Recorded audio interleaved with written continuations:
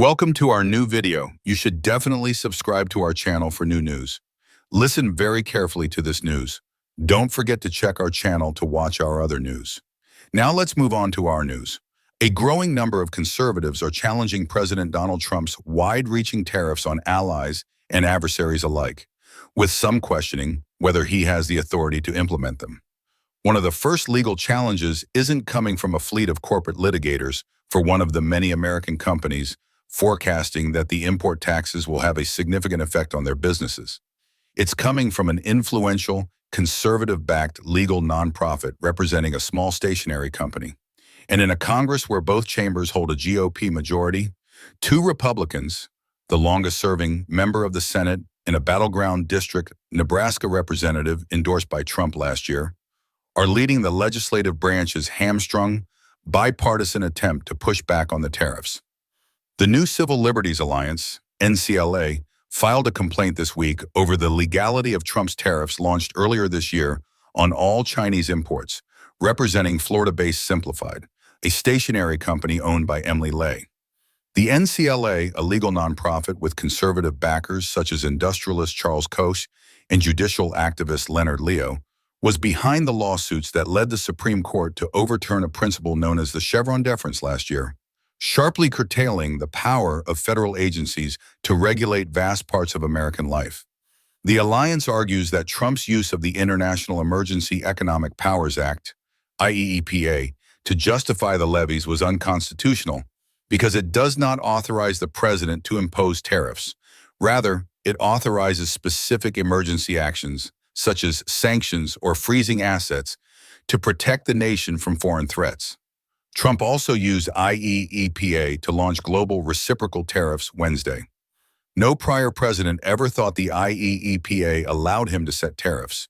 Reading this law broadly enough to uphold the China tariff would transfer core legislative power, NCLA President Mark Chenoweth said in a statement.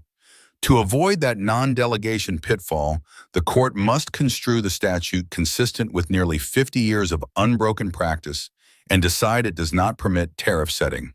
Though the lawsuit does not take issue with Trump's declaration of an opioid-related emergency, the NCLA says that the decision to impose wide-reaching tariffs as a response was made without legal authority.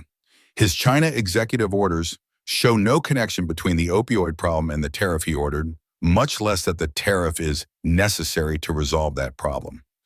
The means of an across-the-board tariff does not fit the end of stopping an influx of opioids, and is in no sense necessary to that stated purpose, according to the complaint filed Thursday in the U.S. District Court for the Northern District of Florida, Pensacola Division.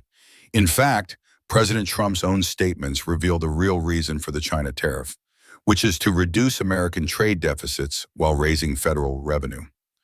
The lawsuit, which claims the new tariffs will impose hundreds of thousands of dollars in cost to Lay's business, names the United States, Trump, the Executive Office of the President, the Department of Homeland Security, U.S. Customs and Border Protection, and the agency's leadership as defendants. The plaintiffs are asking the court to declare the China import tariff unlawful, vacate the increase reflected in the U.S. tariff schedule, and enjoin this tariff's implementation and enforcement.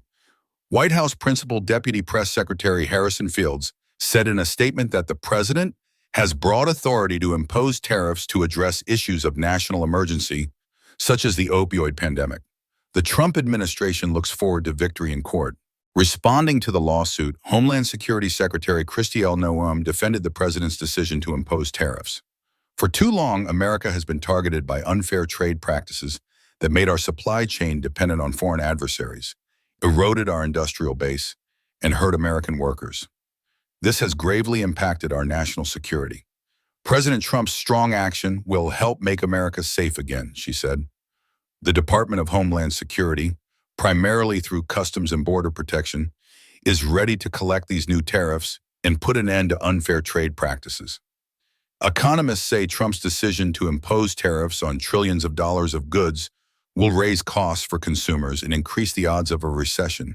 But the pushback from a conservative-backed nonprofit and a small, woman-owned stationery business comes as the corporate response has been relatively subdued.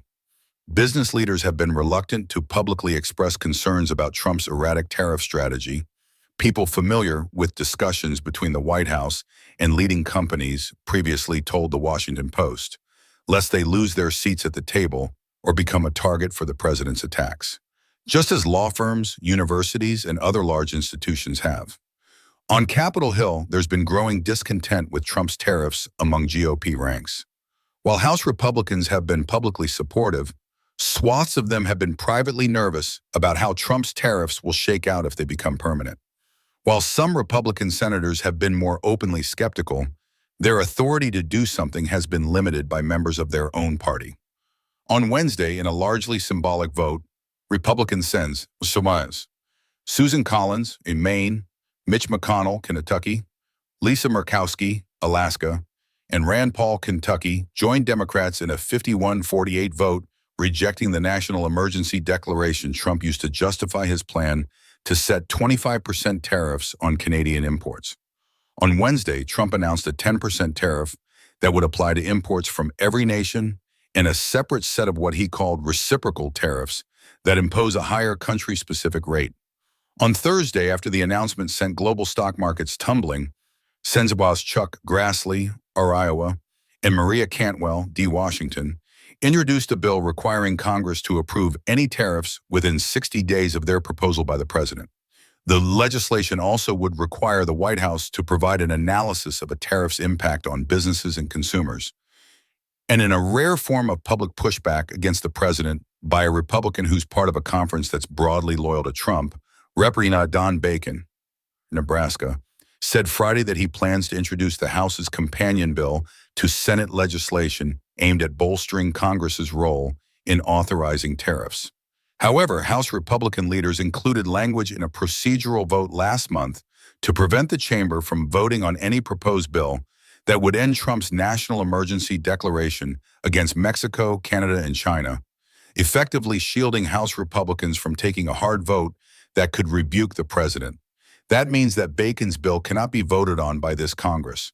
Trump's sweeping tariffs also have brought concerns from a group he's long listened to, prominent conservative media personalities. The Wall Street Journal's editorial board, as well as guests on Fox News and Fox Business, criticized Wednesday's move. Longtime Trump friend Sean Hannity acknowledged the backlash, saying on Thursday, "The playing field is now getting leveled. It's a little messy in the beginning." And Ben Shapiro, co-founder of the Daily Wire, said the president's tariffs are probably unconstitutional and also illogical. A photo of Trump on Saturday signaled that some of the criticism is on his radar. The snapshot showed him reading a New York Post story about the tariffs with China. Highlighting some of the good and the bad about the latest round of tariffs, a headline on the page in Trump's hands reads, "Beijing retaliates with 34% duties as stop crash."